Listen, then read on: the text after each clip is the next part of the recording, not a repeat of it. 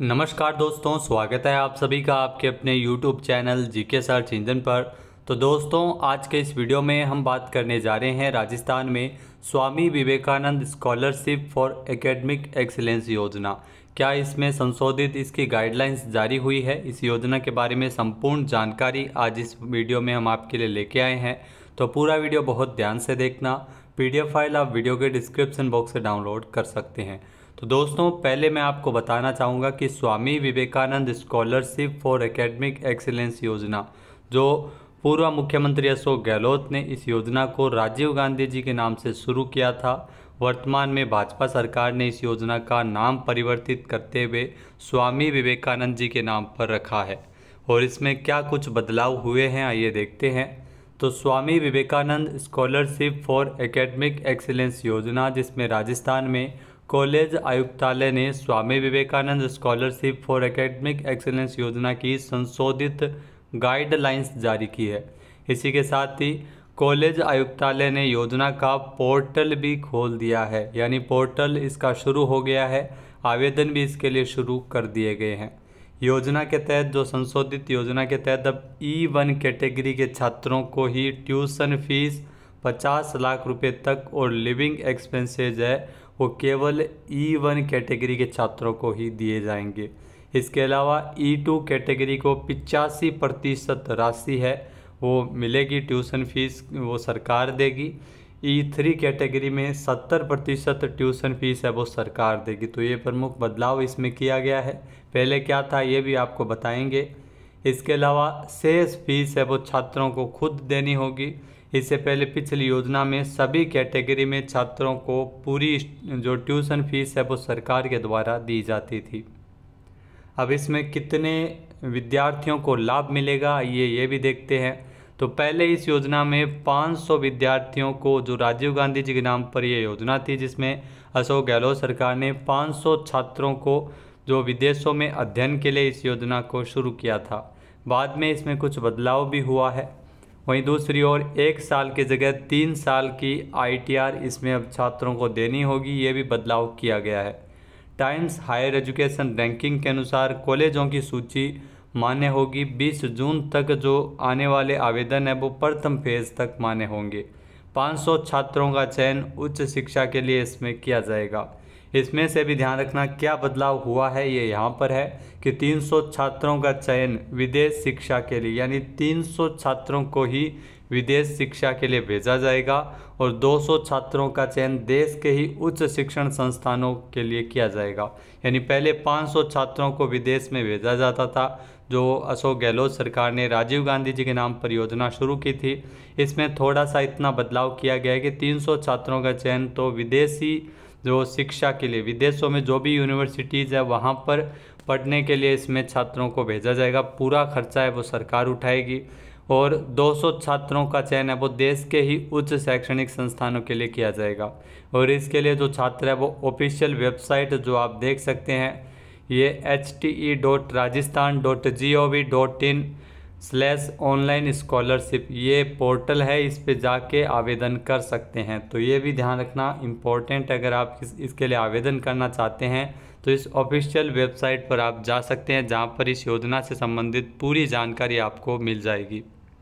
इसके अलावा कैटेगरी क्या है, तो इसमें कौन कौन सी जो पात्रता है वो भी देखते हैं। E1, E2 और E3 3 कैटेगरी है।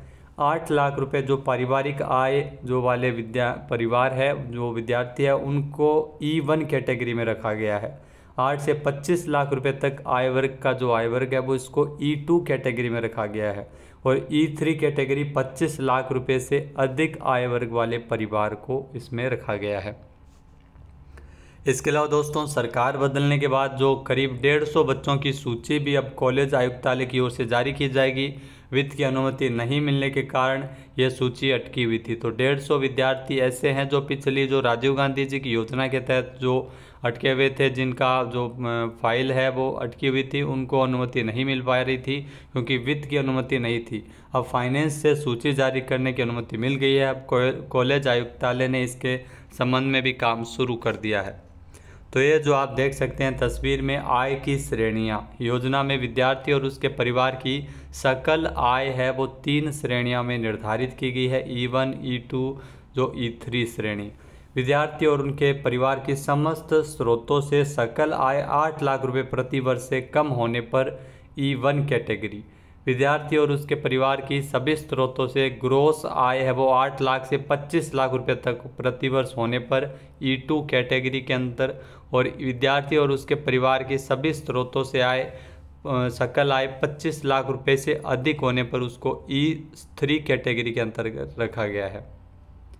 इसके अलावा दोस्तों जो पहले क्या बदलाव हुआ था और अभी इसमें क्या परिवर्तन हुआ है, इसमें आपको ध्यान रखना है। एक तो राजीव गांधी जी के नाम पर इस योजना का नाम बदलकर स्वामी विवेकानंद जी के नाम पर रखा गया है।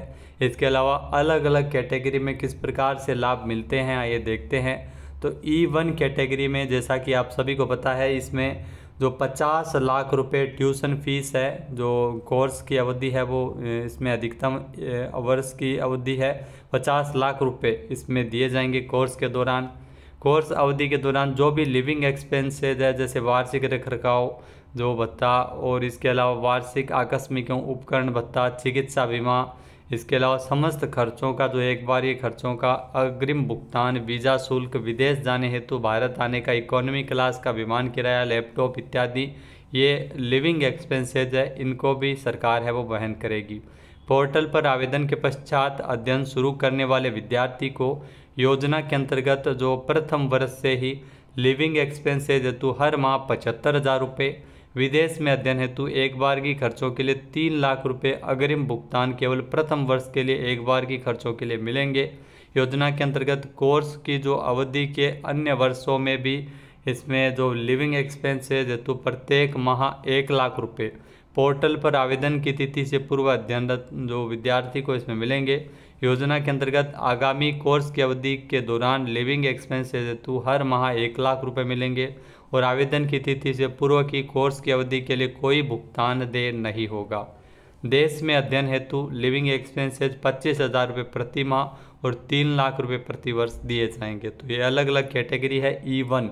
अब बदलाव क्या किया गया है, तो E2 कैटेगरी में अभी बदलाव किया गया है। इसमें 85% जो इसकी राशि है ट्यूशन फीस की ये सरकार है वो देगी, बाकी जो छात्रों को वहन करना पड़ेगा, और लिविंग एक्सपेंसेज केवल E1 में ही मिलेंगे, बाकी E2 में अब कोई भी प्रकार का लिविंग एक्सपेंसेज नहीं दिया जाएगा।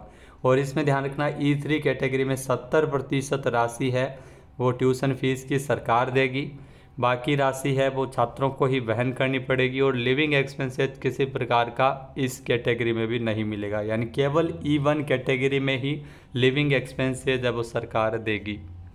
तो दोस्तों ये थी राजस्थान में जो राजीव गांधी के स्थान पर शुरू की गई Vivekananda scholarship for academic excellence योजना की जानकारी। आपको कैसे लगी कमेंट करके ज़रूर बताना। चैनल पे नए जुड़े हैं, सब्सक्राइब नहीं किया है तो अभी सब्सक्राइब बटन पे क्लिक करें। जय हिंद, जय भारत, जय राजस्थान।